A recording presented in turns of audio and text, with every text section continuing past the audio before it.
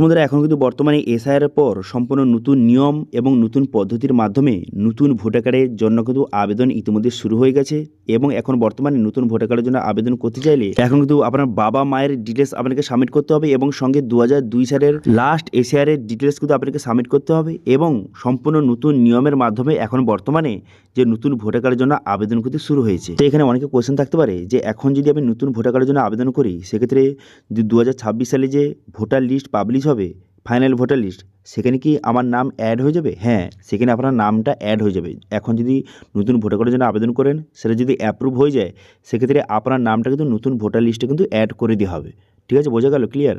এবার এখন যদি আপনি নতুন ভোটার কার্ডের জন্য আবেদন করেন সেক্ষেত্রে কিন্তু আপনাকে ভোটার কার্ডের নাম্বার কিন্তু প্রোভাইড করে দেওয়া হবে। সেক্ষেত্রে আপনি অনলাইন থেকে ভোটার কার্ড ডাউনলোড করে নিতে পারবেন এবং পোস্টের মাধ্যমে কিন্তু আপনাকে পিভিসি ভোটার কার্ড আপনাকে প্রোভাইড করে দেওয়া হবে আপনার বাড়িতে। তো সেই জন্য আজকে ভিডিওতে আপনাকে বলবো যে নতুন ভোটার কার্ডের জন্য আবেদন করতে গেলে কী কী ডকুমেন্টস লাগবে, আপনার কী ডকুমেন্টস লাগবে, আপনার বাবা মার কী ডকুমেন্টস লাগবে, সম্পূর্ণ নতুন নিয়ম এবং নতুন পদ্ধতির মাধ্যমে কীভাবে নতুন ভোটার কার্ডের জন্য আবেদন করবেন তার স্টেপ বাই স্টেপ প্রসেস কিন্তু এই ভিডিওতে আপনাদের দেখিয়ে দেবো। এবং সঙ্গে এটাও জানিয়ে দেবো যে কতদিনের মধ্যে আপনার যে ভোটার কার্ডটি অ্যাপ্রুভ হয়ে যাবে, কতদিনের মধ্যে যে পিভিসি ভোটার কার্ডটি পোস্টের মাধ্যমে আপনার বাড়িতে পেয়ে যাবেন, সমস্ত কিছু জানিয়ে দেবো এই ভিডিওর মাধ্যমে। সেই জন্য ভিডিওটা প্রথম থেকে শেষ পর্যন্ত অবশ্যই দেখবেন মনোযোগ সহকারে এবং আমাদের চ্যানেলে প্রথমবার ভিজিট করে থাকলে আমাদের চ্যানেলটিকে সাবস্ক্রাইব করে রাখুন এবং পাশে থেকে বেল আইকনটিকে অবশ্যই প্রেস করে রাখুন। তো চলুন আজকে ভিডিওটা শুরু করা যাক। তো প্রথমত ভোটার কার্ডে এই যে অফিসিয়াল ওয়েবসাইট, এখানে চলে আসবেন। এই লিঙ্ক ভিডিও ডেসক্রিপশন প্রোভাইড করে দেবো, সেখান থেকে ডাইরেক্ট এখানে চলে আসতে পারেন।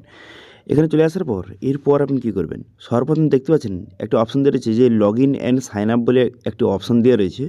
এই অপশানে প্রথমে আপনি ক্লিক করে আপনাকে প্রথম লগ ইনটা কিন্তু করে নিতে হবে।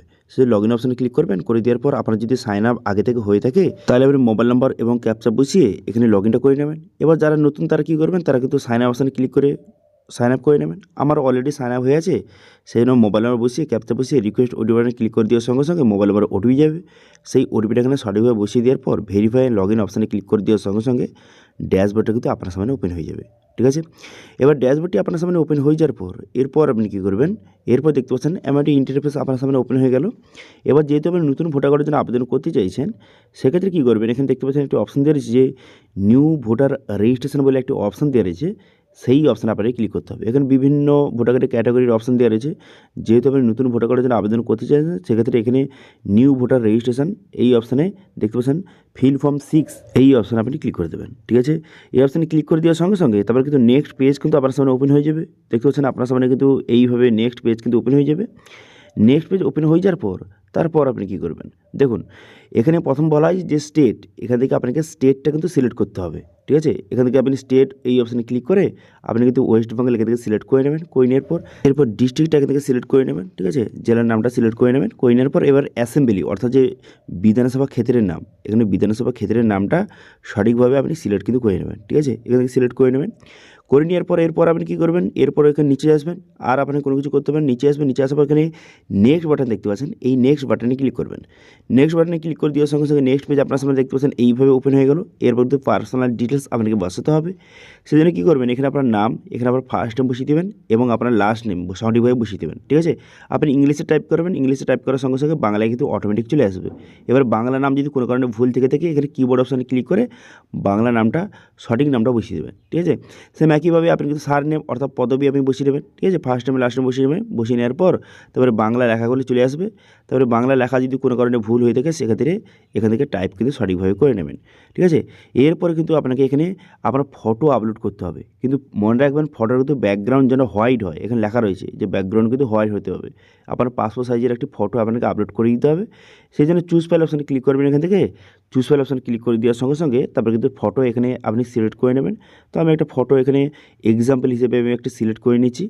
দেখতে পাচ্ছেন এইভাবে কিন্তু ফটো আপনাকে সিলেক্ট করে নিতে হবে। ফটোটা সিলেক্ট হয়ে যাওয়ার পর তারপর সঠিকভাবে আপনি ফটোটা এখানে দেখতে পাচ্ছেন সেভ অপশানে ক্লিক করে একটু লোডিং হবে। লোডিং হয়ে যাওয়ার পর আপনার যে হিউম্যান ফেস কিন্তু ডিটেক্ট করে নেবে। দেখতে পাচ্ছেন হিউম্যান ফেস ডিটেক্ট হয়ে গেল। এবার ওকে করে দেবেন। ওকে করে দেওয়ার সঙ্গে ফটোটা আপলোড হয়ে গেল। এরপর আপনি নেক্সট করবেন। নেক্সট করে দেওয়ার সঙ্গে সঙ্গে তারপর কিন্তু নেক্সট অপশান কিন্তু আপনার সামনে শো হয়ে যাবে। এবার আপনাকে রিলেটিভের ডিটেলস আপনাকে বসাতে হবে, অর্থাৎ আপনার ভোটার কার্ডে কার নাম রাখতে চান, আপনার বাবার নাম না মায়ের নাম, অথবা যারা মহিলা আবেদন করছেন তার হাজব্যান্ড নাম, যেটা হয়ে থাকে সেটা আপনি সিলেক্ট করবেন। এবার যদি আপনি আপনার বাবার নাম রাখতে চান ভোটার কার্ডে সেক্ষেত্রে এখান থেকে ফাদার সিলেক্ট করবেন। ঠিক আছে, অথবা যারা মহিলা আবেদন করছেন তারা যদি তার হাজব্যান্ডের নাম রাখতে চায় সেক্ষেত্রে হাজব্যান্ড এখান থেকে সিলেক্ট করে নেবেন। ঠিক আছে। তো এখান থেকে আমি ফাদার সিলেক্ট করে নিলাম, করে নেওয়ার পর এবার এখানে আমার বাবার নাম এবং ফার্স্ট নেম ও লাস্ট নেম সঠিকভাবে বসিয়ে দিতে হবে। ঠিক আছে, এখানে কিন্তু ফার্স্ট নেম এবং লাস্ট নেম সঠিকভাবে বসিয়ে দেবেন। বসিয়ে দেওয়ার সঙ্গে সঙ্গে এটাও কিন্তু বাংলায় অটোমেটিক কিন্তু কনভার্ট হয়ে যাবে। ঠিক আছে, আপনি ইংলিশে টাইপ করে দেওয়ার সঙ্গে সঙ্গে বাংলায় কিন্তু অটোমেটিক নামটা চলে আসবে। ঠিক আছে, এরপর আপনি নেক্সট বাটনে ক্লিক করবেন। নেক্সট বাটনে ক্লিক করে দেওয়ার সঙ্গে সঙ্গে তারপরে কিন্তু নেক্সট পেজ কিন্তু আপনার সামনে ওপেন হয়ে যাবে। নেক্সট অপশান আপনার সামনে ওপেন হয়ে যাবে। এখানে আমি নামটা বসিয়ে দেওয়ার পর নেক্সট করে দেওয়ার সঙ্গে দেখতে পাচ্ছেন নেক্সট পেজ ওপেন হয়ে গেল। এরপরে কিন্তু কন্ট্যাক্ট ডিটেলস আপনাকে বসাতে হবে। সেই জন্য মোবাইল নাম্বার এখানে সেলফ সিলেক্ট করে এখানে মোবাইল নাম্বারটা বসিয়ে দেবেন আপনার। এবার যদি আপনার ইমেল আইডি থেকে থাকে সেক্ষেত্রে আপনি কী করবেন, এখান থেকে সেলফ সিলেক্ট করে আপনি ইমেল আইডি বসিয়ে দেবেন। ঠিক আছে, মোবাইল নাম্বার এবং ইমেল আইডি একে একে আপনি সঠিকভাবে বসিয়ে দেবেন। ঠিক আছে, এগুলো কিন্তু বসানো খুবই জরুরি। ইমেল আইডি না হলেও মোবাইল নাম্বার কিন্তু অবশ্যই বসাবেন। ঠিক আছে, তারপরে কী করবেন, এখানে আধার ডিটেলস, এখানে আধার ডিটেলস আপনি এখান থেকে সিলেক্ট করবেন। করে দেওয়ার পর এখানে আধার নাম্বার, আপনার আধার কার্ডের নাম্বারটা সঠিকভাবে কিন্তু বসিয়ে দেবেন। ঠিক আছে, আধার কার্ড নাম্বারটা সঠিকভাবে বসিয়ে দেওয়ার পর এরপর আপনি কী করবেন, এখানে নেক্সট বাটনে ক্লিক করবেন। নেক্সট বাটনে ক্লিক করে দেওয়ার সঙ্গে সঙ্গে তারপর কিন্তু নেক্সট পেজ ওপেন হয়ে গেল। এবার জেন্ডারটা এখান থেকে সিলেক্ট করবেন, মেল বা ফিমেল জেন্ডারটা এখান থেকে সঠিকভাবে সিলেক্ট করে নেওয়ার পর তারপর আপনি কী করবেন, তারপর এখানে নেক্সট বাটনে ক্লিক করে দেবেন। ঠিক আছে, এখান থেকে আমি জেন্ডারটা সিলেক্ট করে নিলাম, করে নেওয়ার পর এখানে নেক্সট বাটনে ক্লিক করলাম। নেক্সট বাটনে ক্লিক করে দেওয়ার সঙ্গে সঙ্গে তারপর কিন্তু নেক্সট পেজ আপনার সামনে ওপেন হয়ে যাবে।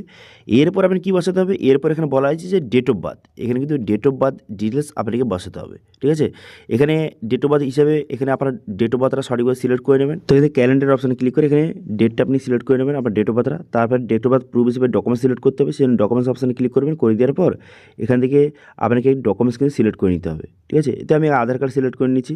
এবার যেই ডকুমেন্টসটা আপনি সিলেক্ট করবেন সেই ডকুমেন্টসটাকে আপনাকে আপলোড করতে হবে 2 MB মধ্যে। এখানে PDF ফরম্যাটে আপনি আপলোড করে দেবেন। করে দেওয়ার পর আপনি নেক্সট করে দেবেন।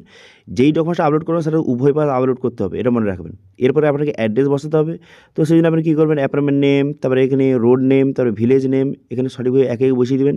এরপর আপনি কী করবেন, পোস্ট অফিস, তারপরে এখানে পিনকোড একে একে সমস্ত ডিটেলস কিন্তু বসিয়ে দেবেন। আপনি ইংলিশে টাইপ করবেন, বাংলায় কিন্তু অটোমেটিক কনভার্ট হয়ে যাবে। ঠিক আছে, সেম একইভাবে এখানে কিন্তু আপনার পাড়ার নাম বসিয়ে দেবেন। বসিয়ে দেওয়ার পর ডিস্ট্রিক্ট সিলেক্ট করবেন। করে দেওয়ার পর এখানে স্টেটটা দেওয়া রয়েছে। এবার এখানে রেসিডেন্ট প্রুফ হিসেবে আপনার কাছে কী ডকুমেন্টস রয়েছে সেটা আপনাকে সিলেক্ট করতে হবে। তো এটাও আপনি আধার কার্ড সিলেক্ট করতে পারেন। ঠিক আছে, আমি এখানে আধার কার্ড সিলেক্ট করে নিচ্ছি। তারপরে আধার কার্ডটা আপলোড করে দিতে হবে 2 MB মধ্যে PDF ফরম্যাটে।